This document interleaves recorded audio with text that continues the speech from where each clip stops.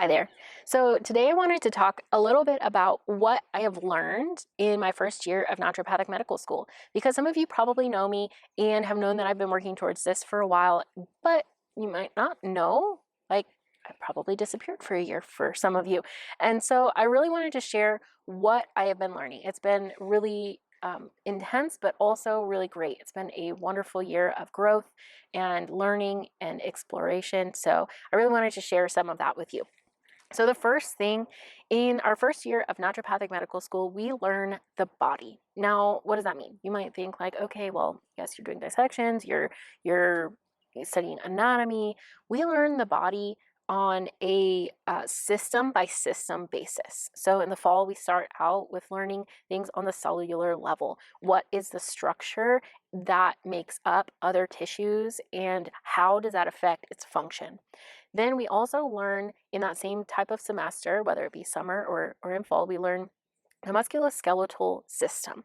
And so that means that we have learned a majority of the muscles, we've learned a lot of the bones, the landmarks. That means every little tiny bump or crevice or nook on a bone, we need to know what the name of that is. We need to know how it affects the function of the body.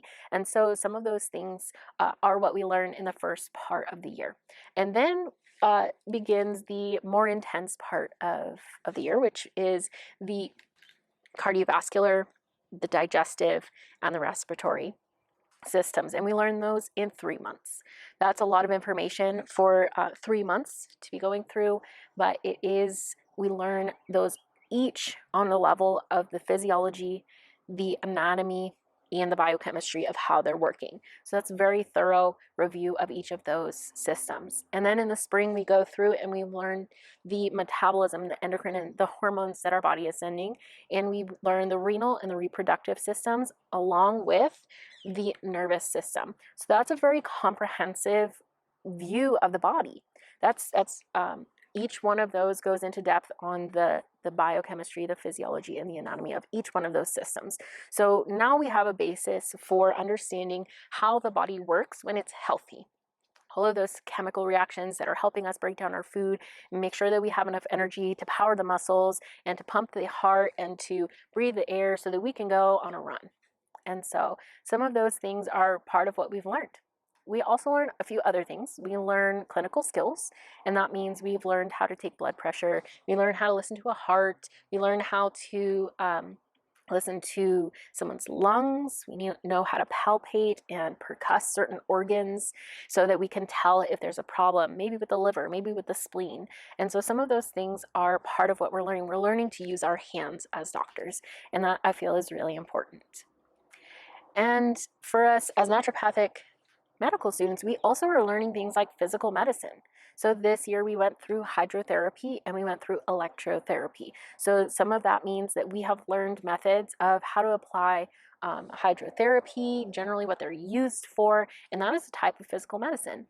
And it isn't as practiced in other modalities as I've seen it be practiced in naturopathic medicine. So this is a really, really interesting area that we're learning that is actually a practical aspect. So I know how to do constitutional hydrotherapy. I know how to do ultrasound therapy. I know how to do some of those things that are different therapeutics than some other designations have.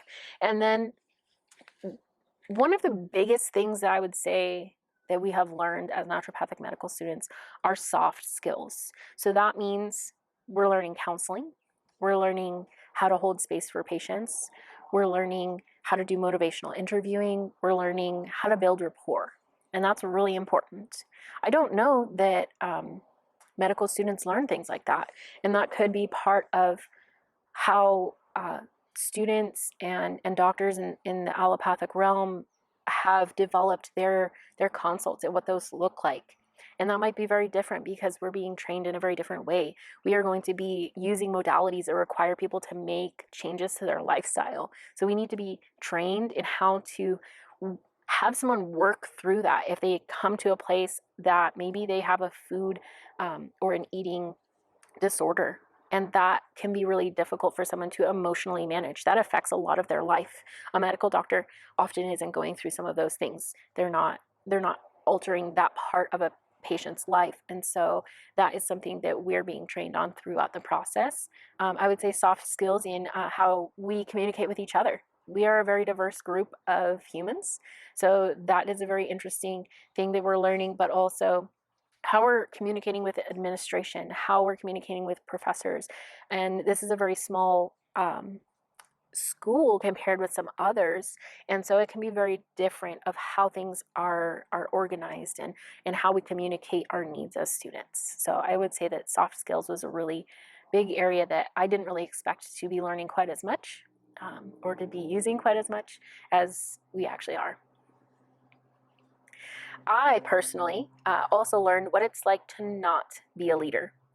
So I will share that up until November, I was working and I was in a leadership role in the organization that I worked with, and that's very different than not being a leader and being a student and being someone who is receptive and who is listening. And that role, it is very difficult for me to not jump in and take a leadership role. And so this year was something that stretched me in that area, certainly.